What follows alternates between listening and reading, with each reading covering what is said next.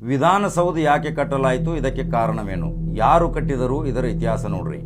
ವಿಧಾನಸೌಧ ಕಟ್ಟಲಿಕ್ಕೆ ಎಷ್ಟು ಹಣ ಬೇಕಾಯಿತು, ಯಾರು ನಿರ್ಮಿಸಿದರು, ಇದಕ್ಕೆ ಪ್ರಬಲವಾದ ಕಾರಣವೇನು. ಒಮ್ಮೆ ಬ್ರಿಟಿಷರ ತಂಡ ಬೆಂಗಳೂರಿಗೆ ಪ್ರವಾಸದಲ್ಲಿದ್ದಾಗ ಇಲ್ಲಿರುವ ಕಟ್ಟಡಗಳು ಎಲ್ಲವೂ ಬ್ರಿಟಿಷರ ಮಾದರಿ ಶೈಲಿಗಳಲ್ಲಿವೆ, ನಿಮ್ಮದೇ ಆದ ಭಾರತೀಯ ಶೈಲಿಯಲ್ಲಿ ನೀವ್ಯಾಕೆ ಕಟ್ಟಡ ಕಟ್ಟಬಾರದು, ನಿಮಗೆ ಕಟ್ಟಲಿಕ್ಕೆ ಬರುವುದಿಲ್ಲವೇ ಎಂದು ಅಪಹಾಸ್ಯ ಮಾಡಿದಾಗ ಇದನ್ನು ಸವಾಲಾಗಿ ಸ್ವೀಕರಿಸಿದ ಕರ್ನಾಟಕದ ಮುಖ್ಯಮಂತ್ರಿ ಕೆಂಗಲ್ ಹನುಮಂತಯ್ಯ ಕಟ್ಟೇ ತೀರುತ್ತೇವೆ ಅಂತ ಪಣ ತೊಡ್ತಾರೆ.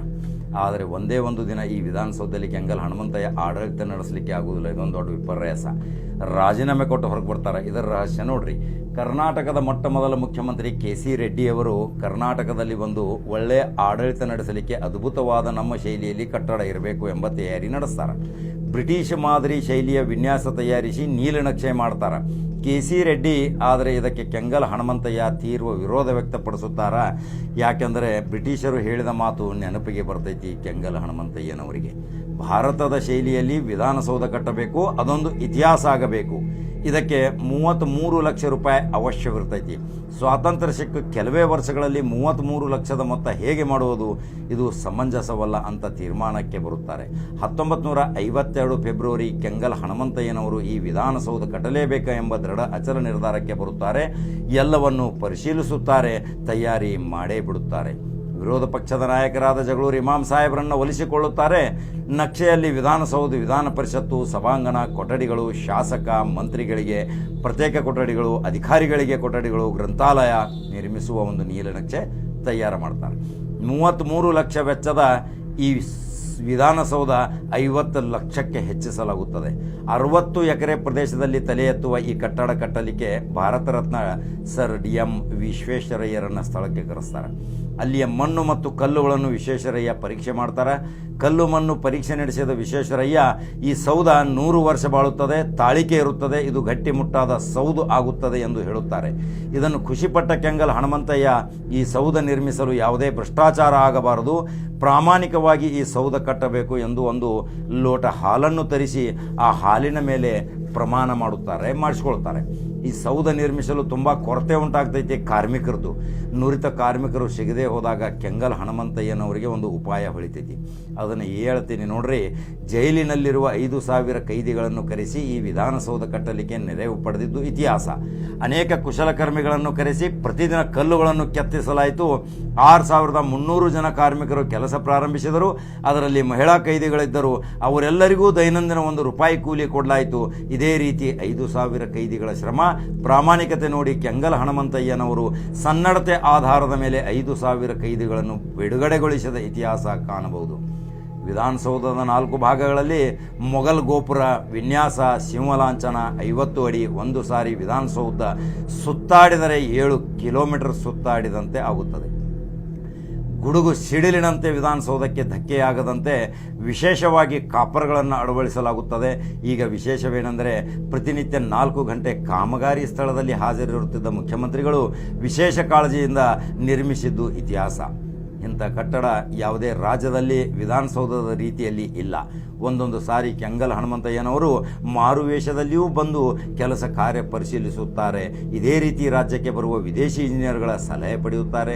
ಇದನ್ನು ನೋಡಿ ರಾಷ್ಟ್ರಕವಿ ಕುವೆಂಪು ಅವರು ಒಂದು ಮಾತು ಹೇಳ್ತಾರೆ ಕೆಂಗಲ್ ಹನುಮಂತಯ್ಯನವರಿಗೆ. ಅದು ನಾವು ಕಾಗದದಲ್ಲಿ ಕವನ ಬರೆದರೆ ನೀವು ಕಲ್ಲಿನಲ್ಲಿ ಮಹಾಕಾವ್ಯ ಬರೆದಿರಲ್ಲ ಅಂತ ಕೊಂಡಾಡಿದರಂತೆ. 1955ರಲ್ಲಿ ನಿರ್ಮಾಣಗೊಳ್ಳುವ ಹಂತದಲ್ಲಿದ್ದಾಗ ಒಬ್ಬ ಕೈದಿ ಕೆಂಗಲ್ ಹನುಮಂತಯ್ಯನವರಿಗೆ ಕಲ್ಲಿನಿಂದ ಹಾಗೂ ಕಬ್ಬಿಣ ಸಲಾಕೆಯಿಂದ ಹೊಡೆಯಲು ಹೋದದ್ದು. ಆದರೆ ಅಲ್ಲೇ ಇದ್ದಂಥ ಇನ್ನಿತರರು ಸೇರಿ ಆ ಕೈದಿಯಿಂದ ಕೆಂಗಲ್ ಹನುಮಂತಯ್ಯನವರ ಜೀವ ಅಪಾಯದಿಂದ ಉಳಿಸಿದರಂತೆ. 1956ರಲ್ಲಿ ಪೂರ್ಣಗೊಂಡ ಈ ವಿಧಾನಸೌಧ ಒಟ್ಟು ಖರ್ಚ 1,99,00,000. ಇದನ್ನು ಕಂಡು ಅನೇಕರು ಕೆಂಗಲ್ ಹನುಮಂತಯ್ಯನವರ ಬಗ್ಗೆ ದುಂದು ವೆಚ್ಚ ಮಾಡಿದಿರಿ ಅಂತ ಆರೋಪ ಹೊರಿಸಿದಾಗ ತಕ್ಷಣ ರಾಜೀನಾಮೆ ನೀಡಿದ ಪುಣ್ಯಾತ್ಮ CM.K. ಹನುಮಂತಯ್ಯನವರು. 1956 ಅಕ್ಟೋಬರ್ದಲ್ಲಿ ಪೂಜೆಯೊಂದಿಗೆ ಪ್ರಾರಂಭಿಸಲಾಯಿತು. ಇದರಲ್ಲಿ ಪ್ರತಿ ಜಿಲ್ಲೆಯಿಂದ 2 ಸ್ವಾತಂತ್ರ್ಯ ಯೋಧರನ್ನು ಸನ್ಮಾನಿಸುವ ಕಾರ್ಯ ನೆರವೇರಿಸುವ ಆಸೆ ನೆರವೇರಲಿಲ್ಲ.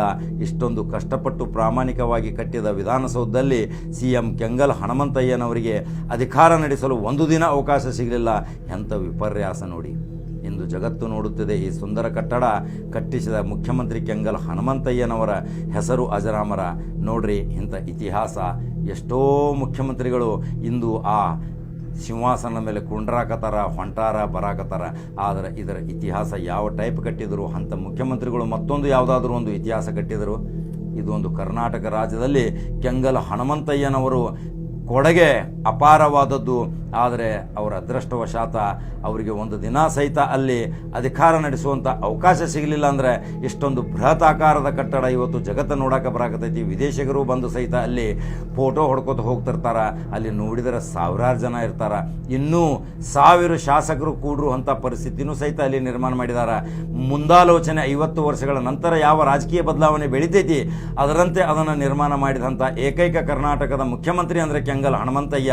ಕೆ ಸಿ ರೆಡ್ಡಿಯವರು ದುಂದು ವೆಚ್ಚ ಆಗ್ತೈತೆ ಅಂದರು. ಕೆಂಗಲ್ ಹನುಮಂತಯ್ಯನವರು ಹಠವಾದಿ, ಹಠಕ್ಕೆ ಬಿದ್ದು ಇವತ್ತು ಇದನ್ನು ಕಟ್ಟಿದಂಥ ಇವತ್ತು ಅದನ್ನು ನೋಡಲಿಕ್ಕೆ ಮತ್ತು ಇವತ್ತು ರಾಜ್ಯದ ಪ್ರಜಾಪ್ರಭುತ್ವದ ದರ್ಬಾರ ಮಾಡಲಿಕ್ಕೆ ಅಲ್ಲಿ ಎಷ್ಟೋ ಶಾಸಕರು ಮಂತ್ರಿಗಳು ತಮ್ಮ ತಮ್ಮ ಕೊಠಡಿಯಲ್ಲಿ ವಿರಮಿಸಿ ಇವತ್ತು ಕೆಂಗಲ್ ಹನುಮಂತಯ್ಯನವರನ್ನು ಯಾವಾಗಲೂ ನೆನೆಸಬೇಕು ಅನ್ನೋದೇ ನಂಬರ್ 1 ಚಾನಲ್ ಆಶಯ. ನೀವು ಈ ಸಬ್ಸ್ಕ್ರೈಬ್ ಮಾಡಿರಿ ನಮ್ಮ ನಂಬರ್ 1 ಚಾನಲ್ಗೆ. ಈ ಸುದ್ದಿ ನಿಮಗೆ ಹೆಂಗೆ ಅನಿಸ್ತೈತಿ? ಎಂಥ ಇತಿಹಾಸ, ಸಾಮ್ರಾಜ್ಯ, ಯಾರು ಎಂಥ ಕಟ್ಟಡಗಳನ್ನ ಕಟ್ಟಿದರು ಅನ್ನೋ ಹೇಳೋದು ನಂಬರ್ 1 ಚಾನಲ್ ಆಶಯ. ಯಾವಾಗಲೂ ನೀವು ನಂಬರ್ 1 ಚಾನಲ್ ಫಾಲೋ ಮಾಡ್ಕೊತ ಹೋಗ್ರಿ, ಸಬ್ಸ್ಕ್ರೈಬ್ ಮಾಡಿರಿ, ನಿಮ್ಮ ಅನಿಸಿಕೆಗಳನ್ನು ನಮಗೆ ತಿಳಿಸ್ರಿ. ಮತ್ತು ಇಂಥ ಅನೇಕ ಸಂಗತಿ ಇತಿಹಾಸಗಳನ್ನು ಮುಂದೆ ಮತ್ತೊಂದು ಎಪಿಸೋಡ್ದೊಂದಿಗೆ ಬರ್ತೀನಿ. ನಮಸ್ಕಾರ.